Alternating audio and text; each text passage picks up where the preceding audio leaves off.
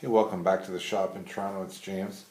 I'm just trying to add to the YouTube channel some content that's a little bit different from what's out there. So sometimes little things can be just as interesting as a big piece of equipment. So just wanted to show you a cork press.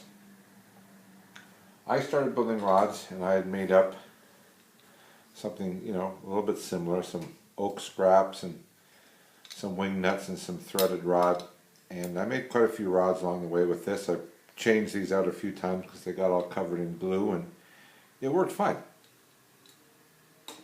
The big beef I had with it though was the wing nuts took forever to move up and down. It was really annoying.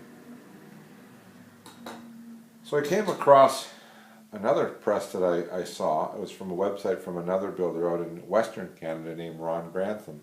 And essentially he came up with what we all consider a standard clamp, but he had sourced out these speed nuts.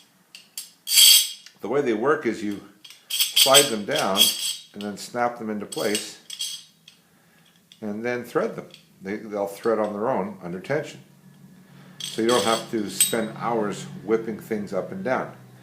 And they've done that by having a little ellipse on it.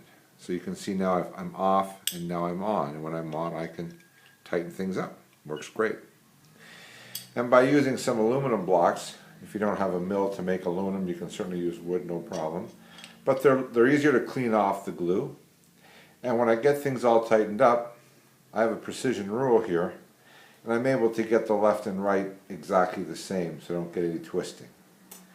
And the other thing you have to be concerned a little bit about is digging into the cork, the ring that sticks out at both ends. So I've just got some fender washers and they just happen to fit nicely, and I can put some pressure on there and it doesn't deform the end ring. So I make most of my handles off the rod, so I completely turn them on the lathe and then I fit them, by hand reaming them out, fit them onto the rod. It's just how I do it, but it doesn't really matter. This can go onto a rod or it can go onto a simple mandrel.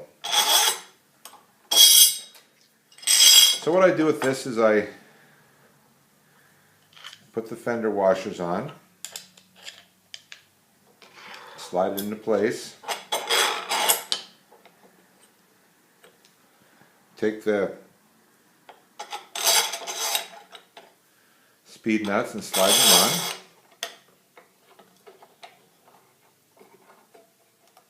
And now slide them into place and they'll tighten up.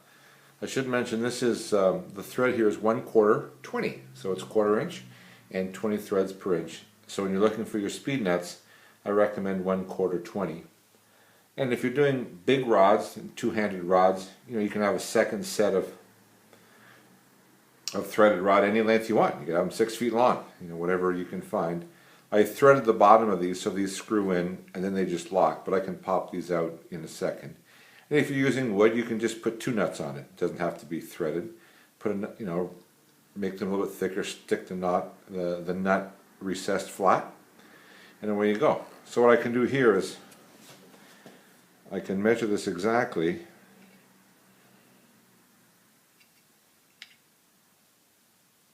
And I see that this one here is, I don't have my glasses on, 5, this one's a lot tighter, so I need to tighten up here.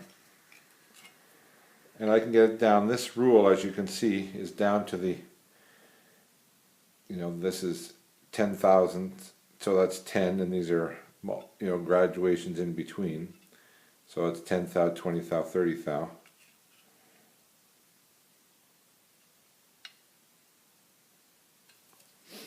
Keep tightening it up.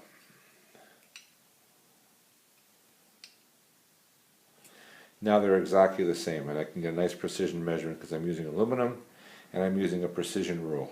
So, a simple project. If you have a milling machine, great, make it out of aluminum. If you don't, just make it out of a nice hardwood, maple, oak, anything you got lying around. Doesn't have to be anything special. Can be out of plywood as well. And get some fender washers and some speed nuts and some threaded rod. Not a lot of value in here, but it's a case of taking something that worked and then making something that works even better. And like all things in life, you see somebody else do it and then you borrow their idea, and nobody seems to mind as long as you give them credit. So this was something I saw on Ron Grantham's website. I was able to make it myself, and it's really a significant improvement over what I had. So if you're looking for a project over the holidays, spruce up your cork press, or if nothing else, just if you're using 1/4 20, find some speed nuts. Look, watch this. Just take it, loosen it, off it comes. What a time saver. Hopefully you're having a great time in the shop. Have a great holiday, and we'll talk to you soon.